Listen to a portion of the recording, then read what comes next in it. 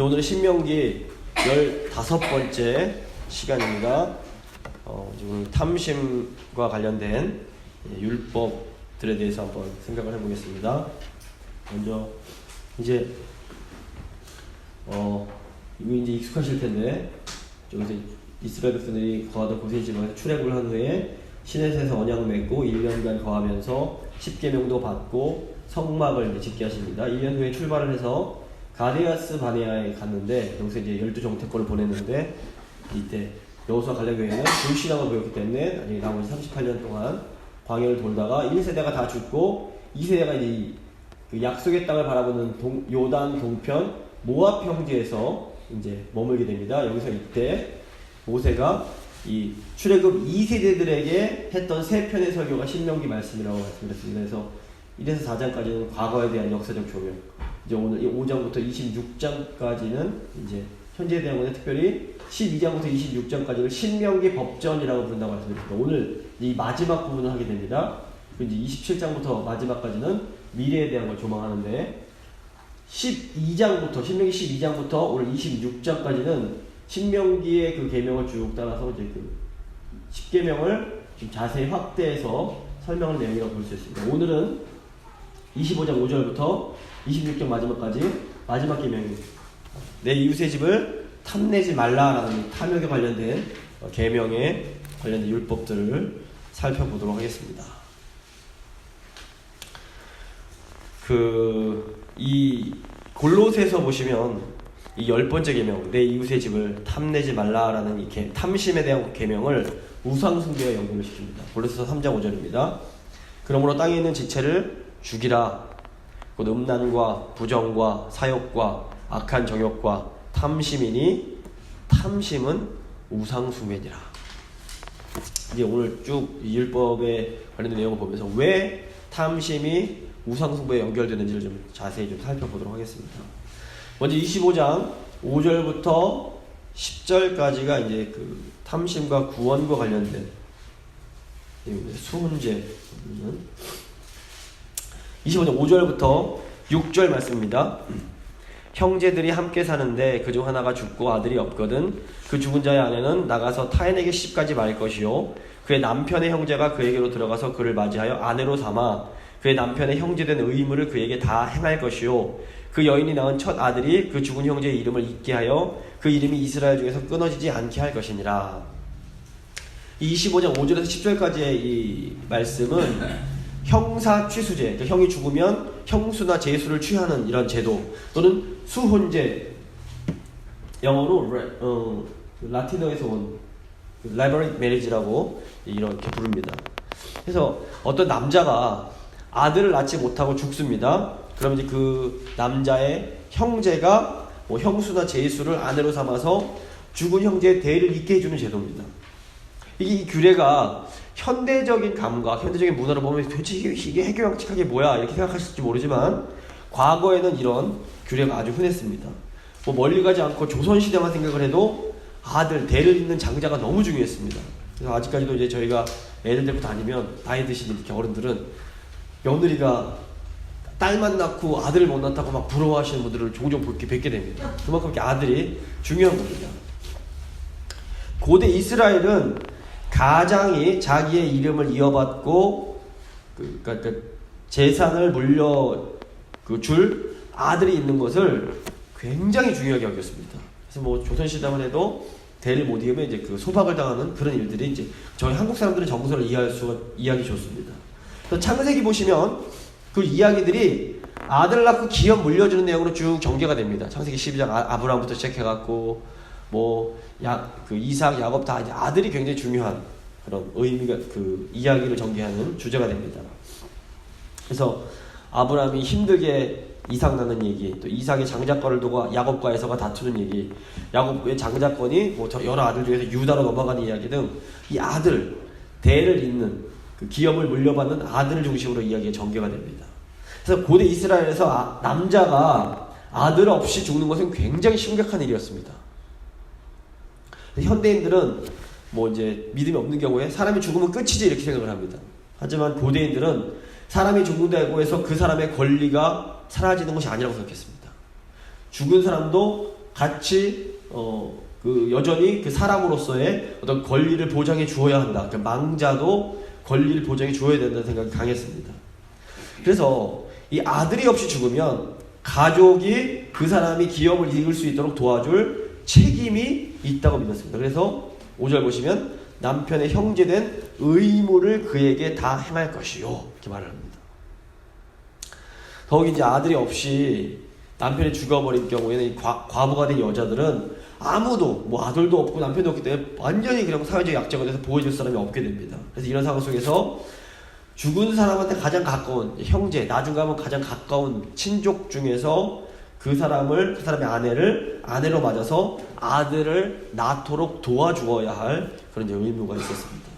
근데 이제 오늘 신명기 25장 7절에서 10절 보시면 죽은 사람의 형제가 자신의 책임, 자신의 의무를 거부할 수가 있었습니다. 도저히 나는 싫다라고 이제 할 경우가 있었습니다. 그럼 이때 이제 죽은 사람의 아내는 형제가 또는 이제 친족의 의무를 행하지 않는 경우에는 그 형제의 신을 벗기고 얼굴에 침을 뱉습니다. 9절에서 10절입니다. 그의 형제 아내가 장로들 앞에서 그에게 나아가서 그의 발에서 신을 벗기고 그의 얼굴에 침을 뱉으며 이르기를 그의 형제의 집을 세우기를 즐겨 아니하는 자에게는 이같이 할 것이라 하고 이스라엘 중에서 그의 이름을 신 벗김 받은 자의 집이라 부를 것이니라. 신이 옷을 상징합니다. 신을 벗긴다는 것은 옷을 벗겨버리는 것이고 굉장히 창피한 겁니다. 얼굴에 또 침까지 뱉었습니다.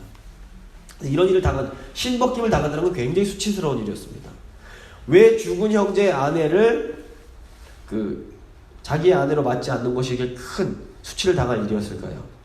그것은 이 의무를, 이 책임을 행하지 않는 것이 내 이웃의 집을 탐내지 말라는 계명을 어기는 것이었기 때문에 그렇습니다.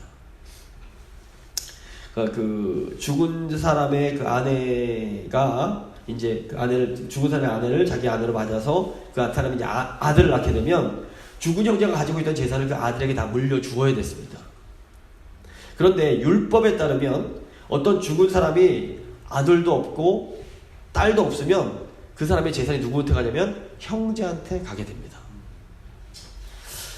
그래서 민수기 27장 8절 9절 보시면 너는 이스라엘 자손에게 말하여 이르기를 사람이 죽고 아들이 없으면 그의 기업을 딸에게 돌릴 것이요 딸도 없으면 그의 기업을 그의 형제에게 줄 것이요.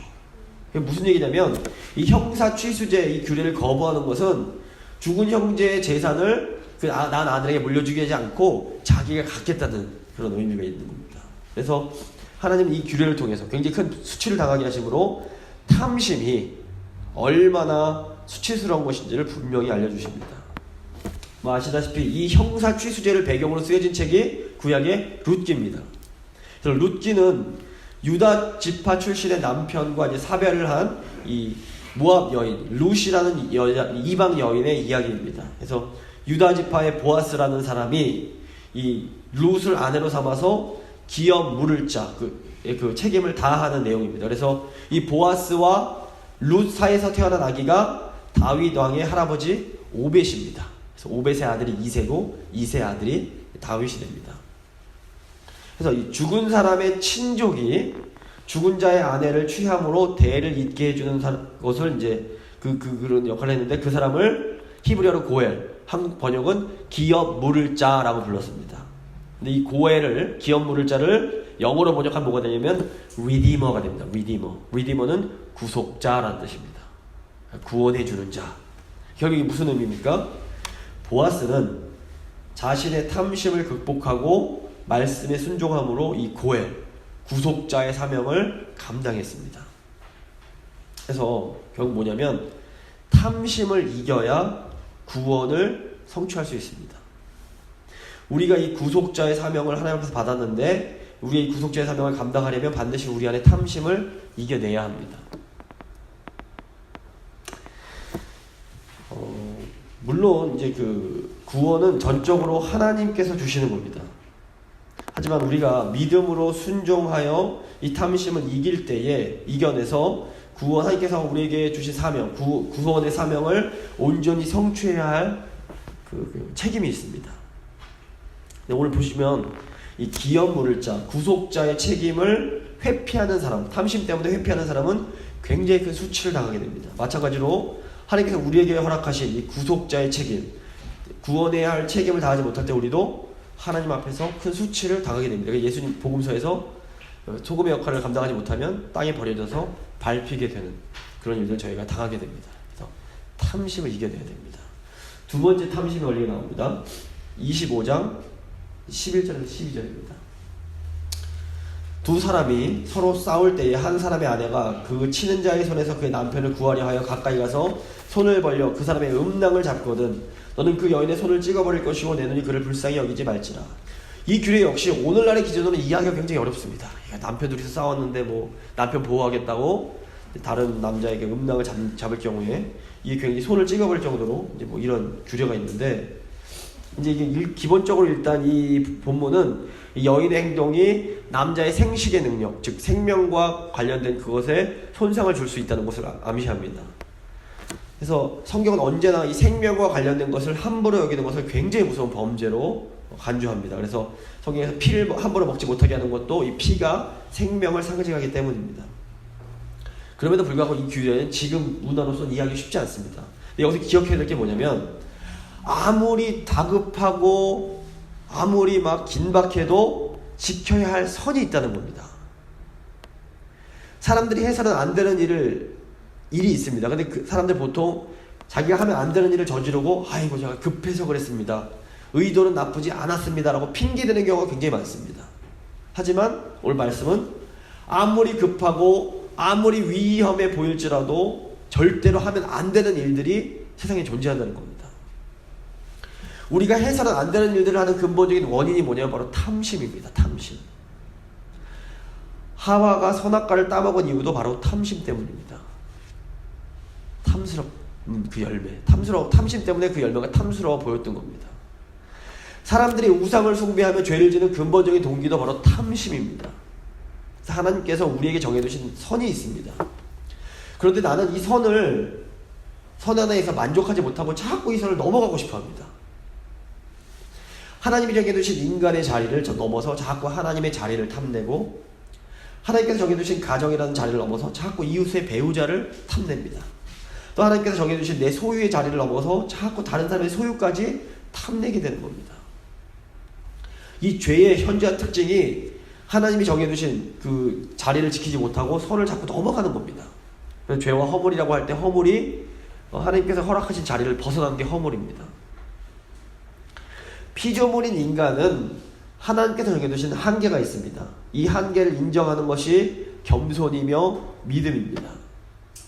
인간이 하나님의 자리자기를 벗어나서 하나님의 자리를 탐하면서부터 이 선을 넘으면서부터 이 죄와 사망의 시작이 됩니다. 이 탐심과 아주 긴밀하게 연결되는 게 바로 교만입니다. 교만한 사람들의 특징이 선을 자꾸 넘는 겁니다. 교만한 사람들은 권위를 종종 무시합니다. 자기가 실력이 있고 자기가 똑똑하고 잘났으니까 자기보다 실력이 없어 보이고 자기보다 어떻게 능력이 떨어지는 권위자에 대해서 굉장히 무시하는 겁니다. 교만한 사람들의 특징입니다. 또 교만한 사람들은 자기보다 약자들을 굉장히 함부로 대합니다. 한국에서 문제가 됐던 갑질이 이겁니다. 자신이 힘이 좀 있다고, 권력이 있다고, 돈이 있다고, 좀 더 높은 자리에 있다고 약자들을 함부로 대하는 건 역시 교만의 대표적인 특징입니다. 이 교만이 탐심에서 시작이 됩니다. 그래서 하나님께서 주신 이 선을 지켜야 됩니다. 내가 선을 넘고 있는 것이 무엇인지를 좀 잘 생각해 볼 필요가 있습니다. 내가 과연 하나님께서 나에게 허락하신 이 선을 넘는 것이 무엇이 있을까? 그래서 근데 이 교만과 탐욕에 사로잡히면 이 선이 잘 안 보입니다. 그래서 하나님께서 교만은 패망의 선봉이요, 자만은 넘어짐의 앞잡니다. 이 말씀이 있는데 안 보이니까 그냥 막 선 넘다가 넘어지고 망하는 겁니다. 그리고 나서야 아이고 내가 그때 교만했구나 깨닫는 게 이제 인간입니다. 그래서 말씀 앞에 자꾸 자기를 세워야 됩니다. 그래야 이 교만, 내가 넘어지지 말아야 될 선이 보입니다. 그리고 조심하게 됩니다. 그래서 탐심과 교만을 이기지 못하면 우리는 하나님이 주시는 참된 구원을 누릴 수가 없습니다. 선을 지키는 거 굉장히 중요합니다. 세 번째, 탐심의 현실입니다. 속여서 얻는 이익, 13절부터 16절까지 말씀입니다. 이건 이제 너는 내 주머니에 두 종류의 저울추 곧 큰 것과 작은 것을 넣지 말며 내 집에 두 종류의 돼 곧 큰 것과 작은 것을 두지 말 것이요 오직 온전하고 공정한 저울추를 두며 온전하고 공정한 되를 둘 것이라. 그리하면 내 하나님 여호와께서 주시는 땅에서 내 날이 길리라. 이런 일들을 행하는 모든 자, 악을 행하는 모든 자는 내 하나님 여호와께 가증하니라. 곡식을 사고 팔 때 서로 다른 추나 되를 이용하지 말라는 겁니다. 살 때는 이제 곡식을 더 많이 받고 팔 때는 곡식을 이제 조금 주면 이제 더 많이 이문이 남습니다. 이제 그런 행동하지 말라는 겁니다. 근데 탐심은 자기의 이익을 위해서 이렇게 누군가를 속이는 행동을 하게 만듭니다. 이렇게 부정직한 방법으로 이익을 남기는 것이 당장에는 도움이 되는 것처럼 보입니다. 하지만 결국에는 이것이 우리에게 올무가 되고 큰 어려움을 가져다 주게 됩니다. 그래서 하나님은 정직하게 행하면 여호와께서 주시는 땅에서 장수할 것이다 라고 말씀합니다. 근데 이 장수는 단순히 그냥 수명 길어서 오래 사는 것이 아닙니다. 하나님의 함께 하심과 은혜를 경험하면서 오래오래 사는 것입니다. 이 탐심에 사로잡히면 정직할 수가 없습니다. 왜 사람들이 거짓말을 하고 남을 속입니까? 거짓말하고 속이는 것 자체가 너무 좋아서 그런 사람은 그게 많지 않습니다. 무언가 우리 마음속에 원하는 게 생깁니다. 이게 원합니다. 너무 가지고 싶습니다. 그런데 정직하게 행하면 그걸 가질 수가 없습니다. 이때 탐심이 이 정직해야 된다는 그런 말씀을 이기면 거짓말을 하고 속여서라도 이것을 가지려고 하는 겁니다.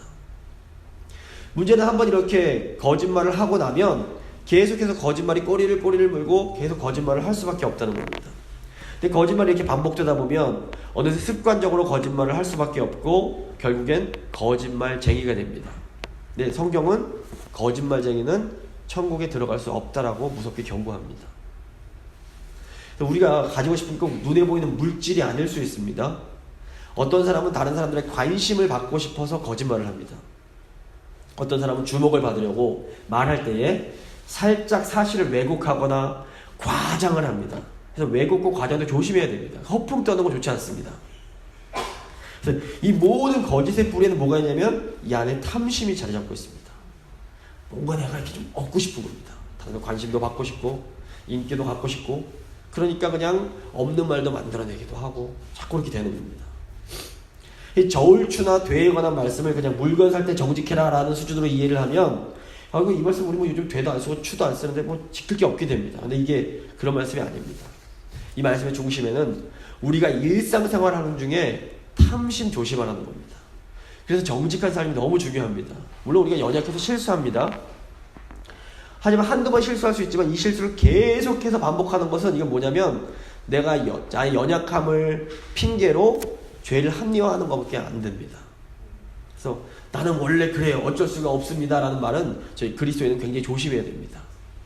예수 안 믿는 사람들은 죄가 너무 강하니까 그럴 수 있습니다. 하지만 이런 연약한 우리를 변화시켜 주시기 위해서 우리를 도와주시기 위해서 오신 분이 성령님이십니다. 성령이 우리 안에 있는 성도들은 죄를 피 흘리기까지 싸우면서 죄를 극복할 필요가 있습니다. 자꾸 핑계대면서 나는 원래 못합니다. 이거 그렇게 옳지 않습니다. 자꾸 싸워야 됩니다. 물론 100% 이길 수는 없습니다. 하지만 이 땅에서 그리스도인의 삶은 계속해서 거룩한 백성이 되기 위해서 성령의 도우심을 입어서 끊임없이 싸워가는 그런 삶임을 제가 잊어서는 안 됩니다. 그래서 거룩한 사람은 정직한 사람입니다. 그래서 다윗은 시편에서 저에게 정직한 영을 주시옵소서 이제 기도를 합니다. 우리가 이렇게 거짓이 가득한 세상에 살아가고 있습니다. 이렇게 거짓이 많은 세상 속에서 정직하게 사는 일이 결코 쉬운 일이 아닙니다. 하지만 하나님은 이 거짓된 세상 속에서 정직한 삶을 살라고 거룩한 삶을 살라고 우리를 불러주셨습니다. 그래서 성령님이 도와주시면 우리 살 수 있고 또 그렇게 살아야 됩니다. 자, 이제 네 번째 탐욕의 상징 아말렉입니다. 17절부터 19절 말씀입니다. 너희는 애굽에서 나오는 길에 아말렉이 내게 행한 일을 기억하라. 곧 그들이 너를 길에서 만나 내가 피곤할 때에 내 뒤에 떨어진 약자들을 쳤고 하나님을 두려워하지 아니하였느니라. 그러므로 내 하나님 여호와께서 내게 기업으로 줘 차지하게 하시는 땅에서 내 하나님 여호와께서 사방에 있는 모든 적군으로부터 내게 안식 주실 때에 너는 천하에서 아말렉에 대한 기억을 지워버리라. 너는 잊지 말지니라. 출애굽기 17장 보시면 출애굽한 이스라엘 백성들을 아말렉이 공격하는 얘기가 나옵니다. 이제 모세가 지팡이 든 손을 올리면 이기고 내리면 졌습니다. 그래서 아론과 훌이 도와서 승리하는 게 그때 이제 싸웠던 대상이 이제 아말렉이었습니다. 이 아말렉 족속은 아까 이제 보신 그 남방 그 사막이나 요단강 건너편 시내반도에 있는 넓은 땅을 이리저리 방랑해 다녔던 그런 인종 집단입니다. 이스라엘의 역사 속에서 아말렉 족속은 이스라엘에게 눈의 가시와 같은 역할을 했습니다. 그래서 사울 왕이 이 아말렉 족속 진멸하라, 남기지 말고 다 죽여라 그랬는데 불순종해서 좋은 가치 남겨서 이제 버림을 받게 됩니다. 뭐 나중에 다윗이 그 아말렉을 쳐부수는 내용이 나옵니다. 그런데 이제 저희가 궁금한 거는 왜 탐내지 말라라는 이 율법의 부분에 갑자기 아말렉 진멸하라는 이 말씀의 내용이 나오는가 하는 겁니다.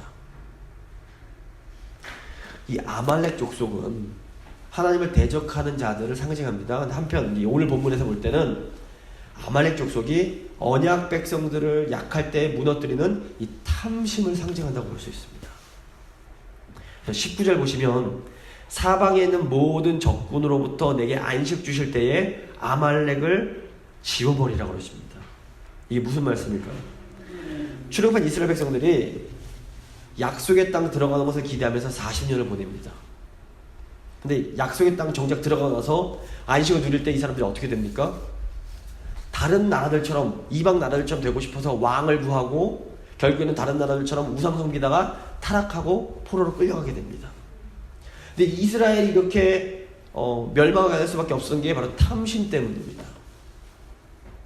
약속의 땅, 가나안 땅에 들어가기 전에는 이스라엘 백성들의 유일한 소망, 유일의 열망은 약속의 땅이었습니다. 저 땅 들어가야 되는데. 근데 그래서 이 사람들이 약속의 땅 들어가는 거에 모든 걸 겁니다. 그냥 기도도 그걸로 하고 거기 들어가고 싶으면 그거에 그냥 최선을 다합니다. 그런데 정작 약속의 땅 들어가서 안식하니까 어떻게 됩니까? 거룩한 백성 제사장 나라로 살아라. 하나님 백성을, 하나님 나라를 이루면 살아라라는 이 사명에 집중하지 못하고 정작 다른 걸 욕망하기 시작합니다. 그래서 이 탐심이 결국 이스라엘이 하나님의 나라의 사명을 감당하지 못하고 주저앉게 만들어버립니다. 이제 오늘 말씀 준비하면서 이제 많은 생각을 했는데 저희 교회가 그동안 무엇을 소망하고 욕망했습니까? 자, 이제 월요일에 뭐 아시는 분 아시지만 서울로에서 이제 요즘 세상이 좋아져서 전화기로 이제 노회 열리는데 실시간으로 밤 10시에 이제 연결을 해서 목사 서약을 하고 함으로써 이제 재건노회 소속의 정식 이제 재건교회 목사가 됐습니다. 그리고 위임 목사 청빙권도 잘 결정이 되었습니다. 말씀드렸지만 영주권의 문제도 하나님의 은혜 가운데 잘 진행되고 있는 것처럼 보입니다. 이제 한두 달 후에 위임 예배 드리고 장로 임직, 권사 취임 예배 드리면 우리 교회는 법적으로 완전한 당회가 이루어지게 됩니다. 자, 우리 교회가 그토록 원하던 일이 이제 눈앞에 다가왔습니다. 가나안 땅 입성을 앞두고 있는 출애굽한 이스라엘 백성들과 상황이 굉장히 비슷해 보이지 않으십니까? 이 순간 하나님 우리 교회에 주시는 말씀이 무엇입니까? 너희에게 안식을 주시거든 천하에서 아말렉에 대한 기억을 지워버리라 라는 것입니다. 우리 안에 있는 탐심을 지워야 됩니다. 우리가 거룩한 백성, 제사장 나라, 즉 예수님 제자된 삶을 살라는 이 사명을 망각하고 이제 좀 좋아졌다고 다른 데 눈 돌리기 시작하면, 세상적인 탐욕을 갖기 시작하면 우리는 이스라엘 민족처럼 될 수밖에 없습니다. 이스라엘 민족이 하나님을 부인했던 적은 단 한 번도 없습니다. 이스라엘 민족의 문제는 하나님을 믿는다고 하면서도 이 탐심 때문에 우상을 같이 섬겼던 겁니다. 그래서 골로새서 3장 5절에서 아까 탐심이 우상 숭배라고 했던 이유가 이 때문입니다. 탐심이 무서운 것은 하나님 믿는 백성들이 하나님 믿으면서 우상도 섬기게 합니다. 하나님 믿으면서 자식도 섬기고, 하나님 믿으면서 돈도 섬기고, 하나님 믿으면서 명예도 섬기고, 하나님 믿으면서 자존심도 섬기고. 우리가 탐심에 사로잡힐 때에 우리는 하나님을 섬긴다고 하면서도 우상을 섬길 수밖에 없습니다. 그래서 10계명 마지막 계명이 이제 탐심 금지로 끝나고 있는 겁니다. 그래서 모든 것이 잘 돼 보일 때 더 정신을 바짝 차리고 기도해야 됩니다. 우리가 어떻게 해야지 탐심을 극복할 수 있을까요? 이제 26장이 그 내용입니다. 26장 보시면 26장은 그 새 땅에 그 약속의 땅에 들어가서 소산의 만물을 하나님께 드리고 매 3년 11조를 약자들과 나누라는 내용입니다. 이 율법 보시면 아까 말씀드린 것처럼 12장부터 26장까지가 신명기 법전인데, 신명기 법전의 맨 마지막 부분입니다. 신명기 법전에 하나님 10계명의 율법을 쭉 풀어주는 10계명 신명기 법전의 맨 마지막이 왜 탐심을 극복하라는 이 하나님께 26장 왜 하나님께 드리고 이웃과 나누라는 말씀으로 끝이 날까요?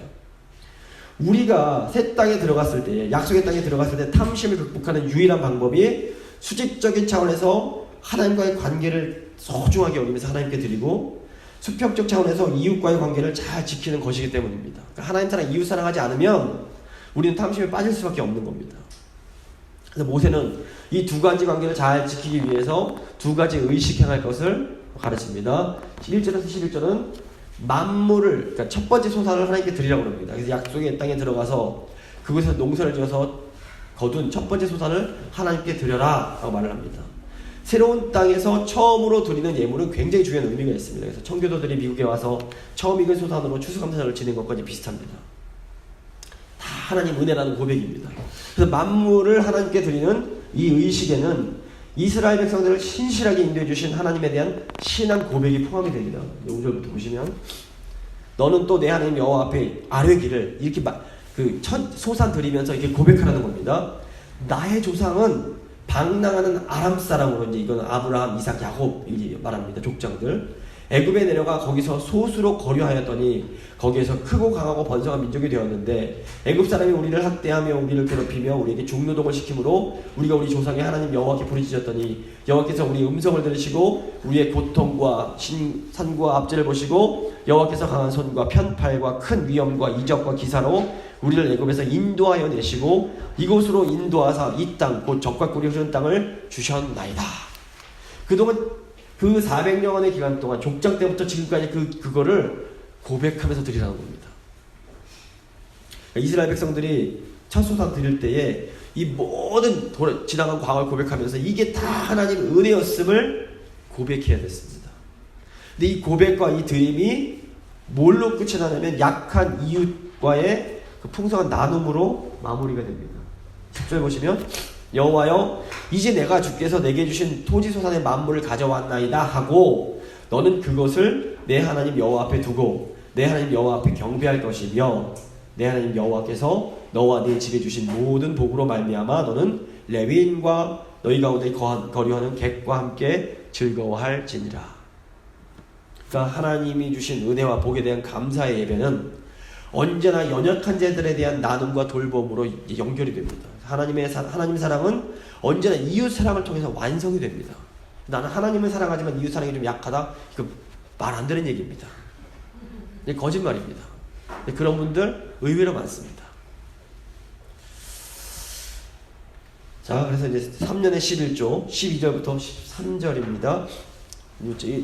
셋째 해, 곧 11조를 드리는 해에 내 모든 소산의 11조 내기를 마친 후에 그것을 레위인과 객과 고아와 과부에게 주어 내 성읍 안에서 먹고 배부르게 하라.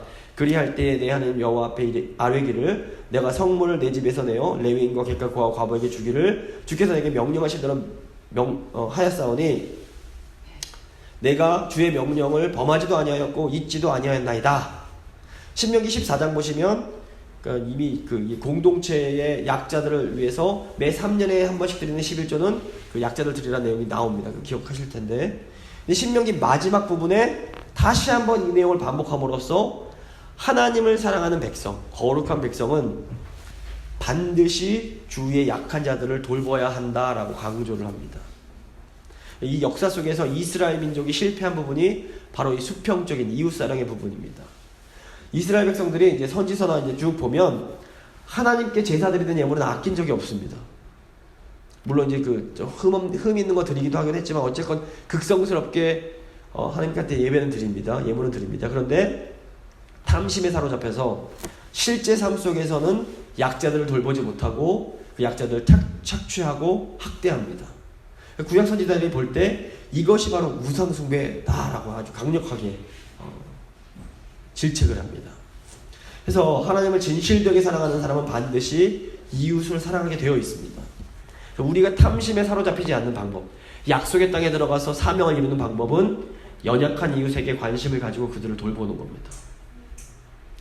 우선은 우리 교회에 있는 연약한 분들을, 연약한 지체들을 사랑으로 돌보고 섬겨야 됩니다. 구체적으로 연세 많으신 어른들 잘 섬겨드려야 되고, 힘없는 우리 다음 세대들 잘 돌보고 이렇게 세워줘야 됩니다. 좀 더 나아가서 어려움에 처한 제국교회 형제 교회들이라든가 그런 어려운 교인들도 최선을 다해서 돌볼 수 있어야 됩니다.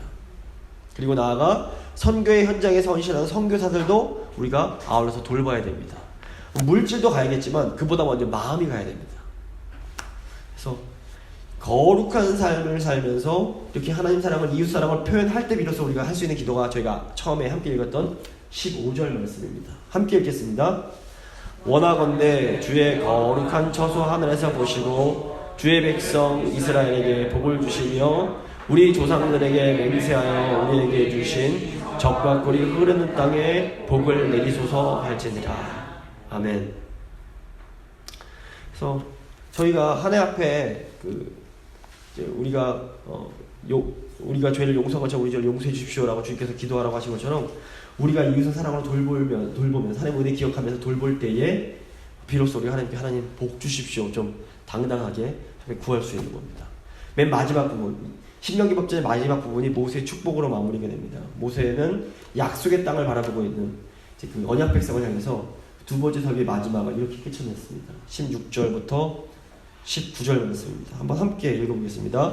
오늘 내 하나님 여호와께서 이 규례와 법도를 행하라고 내게 명령하시나니 그런즉 너는 마음을 다하고 뜻을 다하여 지켜 행하라. 내가 오늘 여호와를 내 하나님으로 인정하고 또 그 도를 행하고 그의 규례와 명령과 법도를 지키며 그의 소리를 들으라. 여호와께서도 내게 말씀하신 대로 오늘 너를 그의 보배로운 백성이 되게 하시고 그의 모든 명령을 지키라 하건하셨느니라.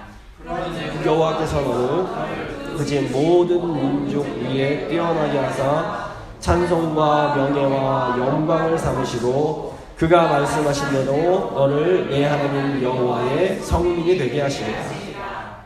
아멘.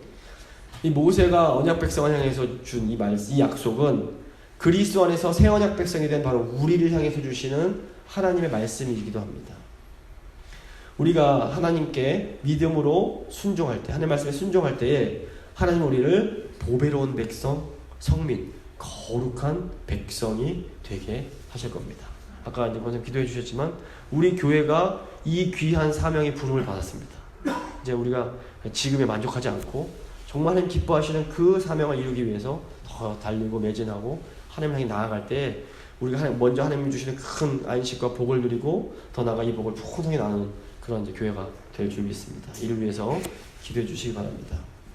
한번 같이 기도하겠습니다.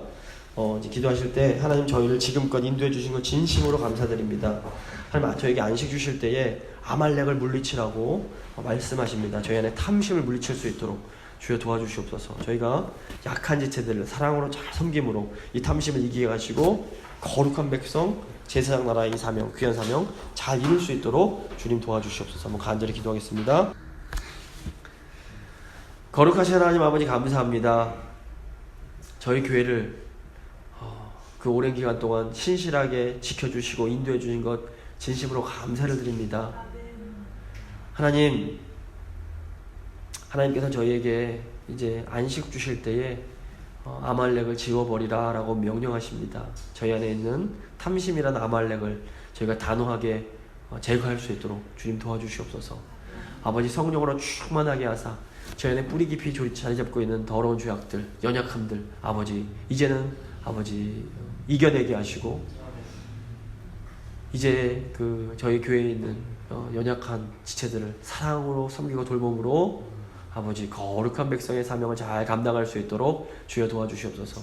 40년 전에 이 땅에 저희 교회 세우신 것 하나님 분명한 높으신 목적과 뜻이 있을 줄 믿습니다. 이제 저희가 믿음으로 그 약속의 땅에 들어감으로 이 땅에 하나님의 그 복을 전달하는 귀한 복의 통로의 사명, 제사장 나라의 사명 잘 감당하는 저희 교회 될 수 있도록 주여 함께 하시고 붙들어 주시옵소서. 저희 안에 착한 일을 시작하시니까 그리스도 예수의 날까지 아름답게 이루어 가실 줄 믿고 감사드리며 귀하고 복되신 우리 주 예수 그리스도의 이름으로 간절히 기도드립니다. 아멘.